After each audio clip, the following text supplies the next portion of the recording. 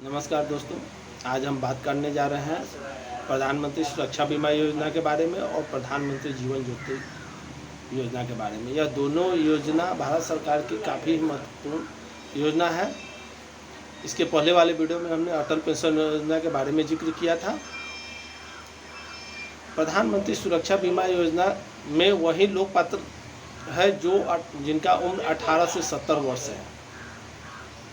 दोस्तों, अगर आपका खाता किसी भी बैंक में है, आप अपने नज़दीकी शाखा में जाकर या नज़दीकी ग्राहक सेवा केंद्र में जाकर इस योजना का लाभ उठा सकते हैं। प्रधानमंत्री सुरक्षा बीमा योजना में अगर आपकी किसी दुर्घटना में मृत्यु होती है तो 2 लाख रुपया आपके नॉमिनी को मिलता है। अगर आप एक हाथ और एक पैर से अपंग हो जाते हैं तो उस परिस्थिति में भी आपको 1 लाख रुपया मुआवजा मिलता है। अगर दोनों हाथ से अगर आप अपंग हो जाते हैं उस परिस्थिति में भी आपको दुर्घटना बीमा मिलेगी। अगर दोनों पैर से भी अगर आप अपंग हो जाते हैं उस परिस्थिति में भी आपको 2 लाख रुपया बीमा मिलेगी। क्योंकि आप अपने घर के अकेले जीविका चलाने वाले थे और आप दोनों पैर से अगर अपंग हो जाते हैं या दोनों हाथ से अपंग हो जाते हैं तो आपकी परिवार का जीवन यापन का आजीविका का जो आप साधन थे वो खत्म हो जाता है। इसलिए सरकार उस परिस्थिति में भी 2 लाख रुपए की बीमा की राशि आपके परिवार को देती है। अब बात करते हैं प्रधानमंत्री जीवन ज्योति बीमा योजना के बारे में। प्रधानमंत्री जीवन ज्योति बीमा योजना, इसमें 18 वर्ष से लेकर 50 वर्ष तक के व्यक्ति ही पात्र है। इस योजना के अंतर्गत सालाना 330 रुपये आपको देना पड़ता है। एक चीज़ दोस्तों हमें ये समझ में नहीं आती है कि अगर इस दोनों योजना की वार्षिक कीमत जोड़ दी जाए तो 342 रुपया हुआ। साल में 365 रोज होता है, यानी कि 1 रुपया से भी कम 92 पैसा प्रति रोज हम अपनी सुरक्षा के लिए अगर अपनी आजीविका में से नहीं निकाल सकते हैं तो हम किस दिशा में जा रहे हैं ये हम खुद सोच सकते हैं। 92 पैसा प्रतिदिन हमें अपने परिवार के लिए, अपने परिवार की खुशहाली के लिए ये देना है। हमें बहुत सारे लोगों से मिलते हैं, उसमें बहुत सारे लोग बोलते हैं कि नहीं 342 रुपये हम नहीं दे सकते हैं। हम एक ही चीज़ उन्हें समझाते हैं कि आप प्रतिदिन कितना शिखर या कोई गुटखा आप खाते हैं। कोई कहता है 5, कोई कहता है 10। किसी आदमी से पूछते हैं कि खैनी कितना का खा लेते हैं प्रतिदिन, तो 5 रुपये का खैनी खा जाते हैं, 10 रुपये का खैनी खा जाते हैं। दोस्तों, हम कोई चीज़ खा कर थूक दे रहे हैं, उसमें हम खर्च कर सकते हैं 25 रुपया, 50 रुपया। पान खाकर 50 रुपये का प्रतिदिन थूक देंगे, पान पराग खाकर 50 रुपये का प्रतिदिन थूक देंगे, गुटखा कोई खाकर 50 रुपये का थूक देंगे, 50 रुपये का सिगरेट, 25 रुपये का सिगरेट प्रतिदिन पीकर उसको धुआं में उड़ा देंगे। लेकिन हम अपने परिवार के लिए 92 पैसा खर्च नहीं कर सकते हैं। ये बहुत ही हास्यास्पद चीज़ है। ये समझ से, हमारे समझ से परे की चीज़ है कि हम अपने परिवार के लिए 92 पैसा अपनी परिवार की सुरक्षा की गारंटी के लिए नहीं दे सकते हैं, तो फिर हम क्यों जी रहे हैं। ये हमारे समझ से परे की चीज़ है। हम कहीं मार्केट में कभी खरीदारी करने जाते हैं तो बहुत सारे दुकान पर 39 रुपया या कभी 36 रुपया देना होता है। तो उस परिस्थिति में 39 रुपये जिस समय हिसाब बनता है तो उस समय आप 40 रुपये दीजिएगा तो दुकानदार बोलेगा आपसे कि 1 रुपया मेरे पास नहीं है। वहाँ पर आप 1 रुपया छोड़ दीजिएगा। हमको तो सबसे ज़्यादा हंसी उस समय आती है जब प्रधानमंत्री सुरक्षा बीमा योजना के बारे में हम किसी व्यक्ति को बोलते हैं कि 12 रुपये सालाना आपको लगेंगे, 12 रुपये का आप ये बीमा करा लीजिए। किसी दुर्घटना में अगर आपके साथ कुछ भी होता है तो आपके परिवार को 2 लाख रुपया मिलेगा। वो 12 रुपया देने में भी अपनी असमर्थता जाहिर करते हैं। तो हमें काफ़ी दुख होता है कि वही व्यक्ति है जब किसी मार्केट में बट्टा की दुकान में या खादिम्स की दुकान में या श्री लेदर्स की दुकान में या किसी बड़ी बड़ी दुकानों में जाते हैं, वहाँ पर चप्पल हो या जूता हो या कोई शर्ट हो या पैंट हो, वहाँ पर इनकी कीमत होती है 999, 399, 299, 199, 99 रुपया, 139 रुपया। और वहाँ पर हम जब रुपया देते हैं तो वही 1 रुपया हमें वापस नहीं दिया जाता है और उसका हमको कोई गिला शिकवा नहीं होता, हम खुशी खुशी वहाँ से चल देते हैं। ये अगर 1 रुपया अगर हम लेना शुरू कर दें तो साल में ऐसे 50-100 रुपया काफ़ी आसानी से जमा हो जाएंगे।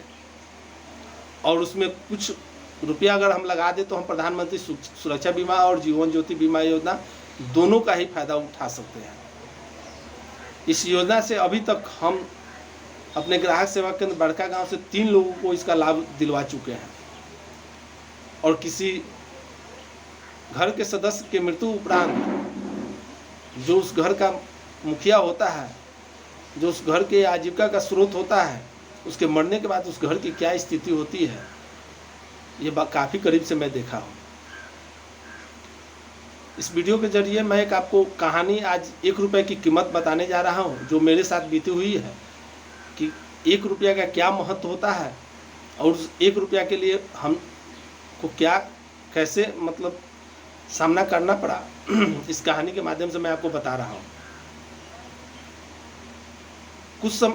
आज से 10-15 साल पहले 1 रुपये में कंप्यूटर प्रति माह 1 रुपये में पढ़ाने के लिए आइकावा बाबा ने एक आइकावा इंटरनेशनल कंप्यूटर संस्थान का स्थापना किया था, जिसका हेड ऑफिस बरेली में था। और उसमें संयोगवश हमने भी हिस्सा लिया, जिसमें 50,000 रुपये का सिक्योरिटी मनी देना था। 51,200 रुपये सिक्योरिटी मनी देना था, जिसमें 50,000 का डीडी देना था और 1,200 रुपये कैश देना था। हम 49,500 रुपये का डीडी आइकावा इंटरनेशनल के नाम से बरेली में जाकर जमा किया और जमा करने के बाद वहाँ से पुनः वापस हम चल दिए। जिस दिन हमने जो डीडी दिया उस डीडी के देने के बाद हम कल होकर वापस जब अपने यहाँ पहुँचे और उसके 1 दिन पश्चात मेरे पास किसी मित्र का फ़ोन आया कि मनीष जी आइकावा बाबा बरेली से भाग गए, वो कंपनी बंद हो गई। अब सोचिए कि उस समय मेरे ऊपर क्या बीती होगी, जिस समय पूरा सेटअप मेरा तैयार था, इंस्टीट्यूशन खुलने के कगार पर था और उस समय हमें पता लगे कि हम जिस कंपनी को पैसा देकर आ रहे वो कंपनी का डायरेक्टर ही भाग गया। खैर, हम उसके बाद दूसरी कंपनी का फ्रेंचाइजी लेने के लिए हम ITCT कंपनी से बात किए और नागपुर गए और नागपुर से हम वहाँ से वापस लौट रहे थे। उसी समय संयोगवश हमें ये पता लगा कि आइकावा बाबा का एक सुपरवाइज़र था जिनका नाम रिजवी था और उनका इलाहाबाद में एक यूनिवर्सिटी चलता है, उन्हीं के पास मेरा डीडी पड़ा हुआ है। हम बात किए लेकिन वो देने के लिए आनाकानी करने लगे। खैर, जैसे भी हो, वहाँ हम इलाहाबाद में पहुँचे और उस डीडी को प्राप्त भी किए। और प्राप्त करने के बाद जब पुनः इलाहाबाद जंक्शन पर हम आए तो मुजफ्फरपुर के लिए हमने ट्रेन का टिकट, जनरल टिकट लेने के लिए गए तो उस समय 131 रुपये जनरल का टिकट का दाम था मुजफ्फरपुर के लिए। हमने 500 का नोट बढ़ाया तो वहाँ से काउंटर से जो काउंटर क्लर्क जो लड़की बैठी हुई थी उसने बोला कि आप 1 रुपया हमें खुला दीजिए। बोले मैडम मेरे पास 1 रुपया खुला नहीं है, हम बाहर से आए हुए हैं और हमारी ट्रेन 12 नंबर प्लेटफॉर्म से खुल रही है, अनाउंसमेंट हो चुका है, प्लीज़ आप हमें दे दीजिए, आप जैसे भी हो एडजस्टमेंट करके मेरे पास खुला नहीं है और न हम यहाँ जाकर कहीं से ला भी सकते हैं। लेकिन वो मना कर दी, बोले कि नहीं मेरे पास चेंज नहीं है, आप 1 रुपया खुला देना ही पड़ेगा। हमने बोला कि मैडम आप ऐसा कीजिए 135 रुपया काट लीजिए, फिर भी वो नहीं मना कर दी। हम उसके बाद 150 बोले, 200 बोले और अंत में आजीज होकर हमने ये प्रस्ताव रखा कि आप मैडम 500 रुपया रख लीजिए और हमें टिकट दे दीजिए, हम जल्दीबाजी में हैं और बहुत बड़ी मुश्किल में है और हो सकता है मेरे साथ यहाँ कुछ हो भी जाए। चूँकि आप सोच सकते हैं कि किसी आदमी को आप 49,000 का डीडी दिए हुए हैं और किसी थर्ड पार्टी से आप वह डीडी लेकर वहाँ से आप निकल रहे हैं, वह आदमी ऐसे ही आपको नहीं छोड़ेगा। इसलिए मैं काफ़ी डरा हुआ भी था, इसलिए हमने 500 रुपया भी देने के लिए उस टिकट के लिए तैयार हो गया। उसके बाद वह मैडम गुस्सा गई और बोली कि हमको पुलिस को बुलाना पड़ेगा। मैं एक बार कह दिया कि आपको 1 रुपया देना पड़ेगा, नहीं तो मैं पुलिस को बुलाऊंगा, आप हमको घूस दे रहे हैं। अब मेरे पास कोई चारा नहीं था। अब हम रोने लगे। जब हम जाए तो जाए कहाँ? अगर हम रुपया खुला करने जाते हैं तब तक ट्रेन खुल जाएगी। मेरे पास 1 रुपया था नहीं। संजोगवश उसी लाइन में 5-10 आदमी के पीछे एक व्यक्ति खड़े थे, जिस व्यक्ति को न मैं जानता था न पहचानता था। जब वो हमें देखे रो रहे हैं और काफ़ी टेंशन में है, तो वो आए और हमें 1 रुपया दिए और बोले कि आप अपना टिकट ले लीजिए। मैं इतनी जल्दीबाजी में था कि उस महोदय को मैं धन्यवाद भी नहीं कह पाया, और वहाँ से मैं टिकट लेकर दौड़ता हुआ 12 नंबर प्लेटफॉर्म पर पहुँचा। और पहुँचा उस समय ट्रेन खुल चुकी थी। उस समय हमारा एज मुश्किल से 20-22 रहा होगा। काफ़ी तेज़ी में, और आर्मी का हम 42 बहाली अटेंड किए हुए थे। दौड़ने में तो काफ़ी मैं तेज़ था। काफ़ी तेज़ी में मैं दौड़कर, अब इसी से सोचिए कि ट्रेन कितनी तेज़ हो चुकी थी कि बैग जिस बोगी में बिका, उस बोगी के 5-7 बाद मैं दूसरे बोगी में मैं चढ़ा। इतनी ट्रेन की रफ्तार तेज़ हो चुकी थी। खैर जैसे भी हुआ, मैं उस ट्रेन में चढ़ा भी और मुजफ्फरपुर भी आया। तो ये दोस्तों 1 रुपये का काफ़ी महत्व होता है। हम ऐसे ही किसी दुकान में जाते हैं, 1 रुपया छोड़ देते हैं, और आज के डेट में तो इस 1 रुपये में 2 लाख का दुर्घटना बीमा है। 1 माह अगर आप 1 रुपये का जुआ खेलते हैं तो आपको 2 लाख का दुर्घटना बीमा मिलता है। अगर प्रतिदिन आप 92 पैसा का रोज जुआ खेल जाते हैं तो आपको 4 लाख का दुर्घटना बीमा है।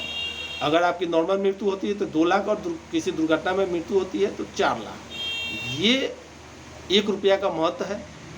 तो दोस्तों, मेरा कहने का तात्पर्य यही है कि आप जैसे भी हो, ये प्रधानमंत्री जीवन ज्योति बीमा योजना और सुरक्षा बीमा योजना निश्चित रूप से ले।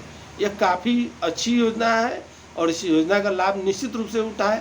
आप रहे या न रहे, आपके परिवार की सुरक्षा की गारंटी इस 1 रुपया से निश्चित रूप से मिल जाएगी। धन्यवाद।